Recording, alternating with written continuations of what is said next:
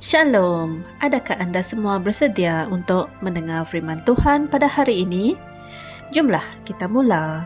Tajuk kita pada hari ini 15 April yang ditulis oleh Pastor Chris Oyakilome adalah Mencipta dengan Firman-Firman. Haleluya.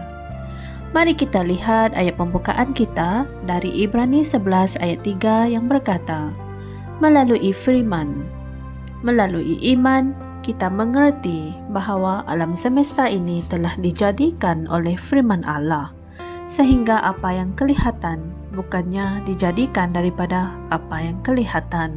Amin. Saudara-saudari semua, kemungkinan kamu menginginkan perubahan dalam keuangan, perniagaan, kesihatan, akademik, keluarga, atau pelayananmu. Tidak kira apa situasi, kamu boleh menciptanya semula, sama seperti bagaimana Bapa Syurgawi kita telah melakukannya. Kamu juga boleh mengucapkan kata-kata dan membuatkan keinginanmu dicipta. Tidak kira apa keadaan kamu sekarang, kamu dapat mengubah perjalanan hidup kamu dengan kata-kata dan menjadikannya selaras dengan rencana Tuhan untuk kamu. Haleluya. Alkitab mengatakan bahawa kamu diciptakan menurut gambar dan rupa Allah. Ini ada dalam Alkitab Kejadian 1 ayat 26. Amin. Untuk diciptakan menurut gambar Allah bermaksud kamu dijadikan untuk menjadi seperti Dia.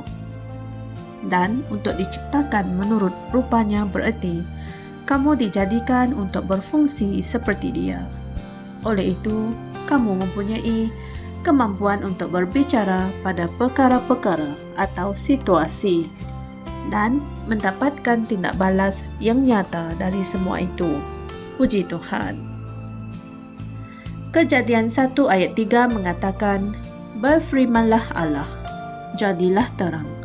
Lalu terang itu jadi. Dia hanya memerintahkan terang itu untuk muncul dan terang itu dijadikan. Dalam 2 Korintus 4 ayat 6 menerangkan dengan lebih jelas tentang apa yang terjadi pada saat tersebut. Ia mengatakan, sebab Allah yang telah berfirman, dari kegelapan terbitlah terang.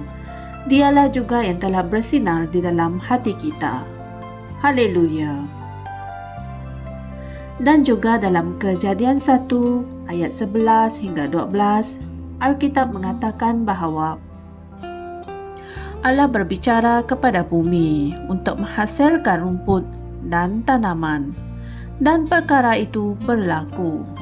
Demikian juga dalam Kejadian 1 ayat 20 hingga 21, Alkitab mengatakan, berfirmanlah Allah, hendaklah air dipenuhi dengan makhluk hidup. Allah berbicara kepada air dan ia menghasilkan pelbagai jenis makhluk air.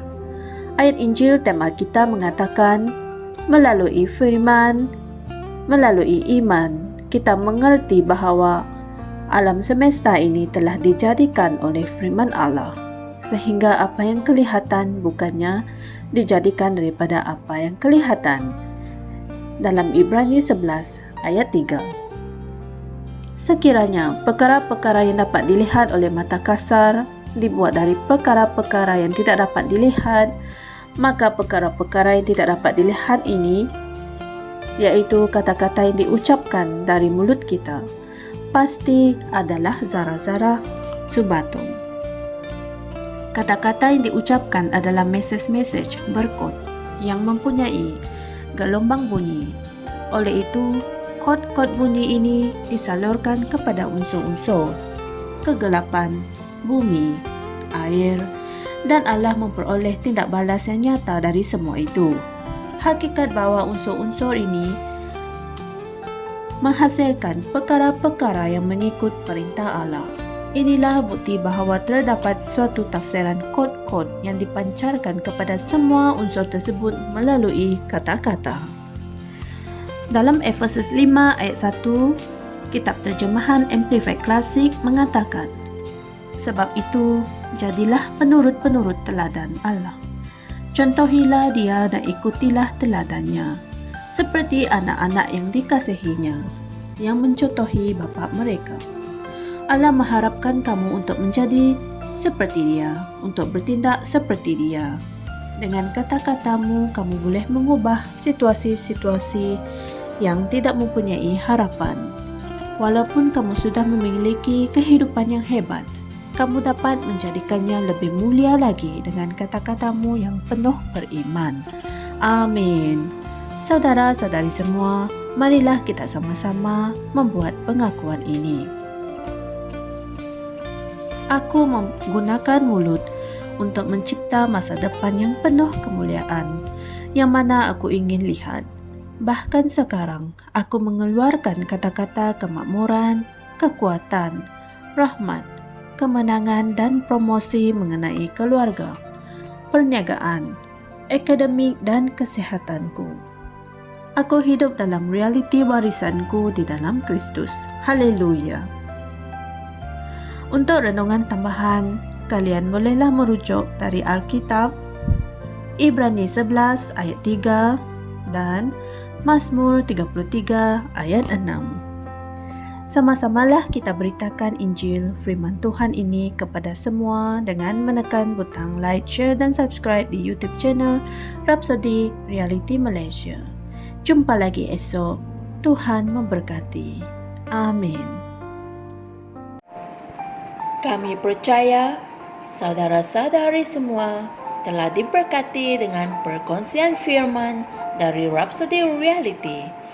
Bagi sesiapa yang ingin menjadikan Yesus Kristus sebagai Tuhan dalam kehidupanmu, kamu boleh mengucapkan doa ini bersama dengan saya. Ya Tuhan Allah, aku mempercayai Yesus Kristus, Anak Allah yang hidup dengan sepenuh hatiku.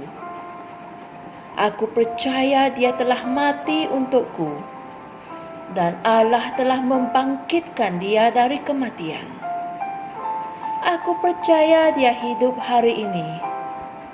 Aku mengaku dengan mulutku bahwa Yesus Kristus adalah Tuhan dalam hidupku mulai dari hari ini.